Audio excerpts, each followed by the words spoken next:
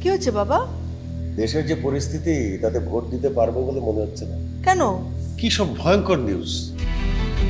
এই দেখ তো, একজন নারী প্রার্থী নাকি নির্বাচন থেকে সরে দাঁড়িয়েছে। ঘটনাটা কি সত্যি? মা, এগুলো সব গুজব, মানুষকে বিভ্রান্ত করার জন্য ছড়ানো। সঠিক তথ্য জানতে নির্বাচন কমিশনের ফেসবুক পেজ, ওয়েবসাইট এবং ইউটিউব চ্যানেল ফলো করবা। তাছাড়া আইন শৃঙ্খলা রক্ষাকারী বাহিনী নির্বাচন সুষ্ঠু করতে সব সময় কাজ করছে। আরেকটা ভিডিওতে দেখলাম সরকার থেকে বলছে ভোট নাকি পিছিয়ে দেবে। মা, এগুলো আসল ভিডিও না, এআই জেনারেটেড। গুরুত্বপূর্ণ ব্যক্তিদের চেহারা আর কণ্ঠ ব্যবহার করা হয় এসব ভিডিওতে, যাতে মানুষকে সহজে বিভ্রান্ত করা যায়।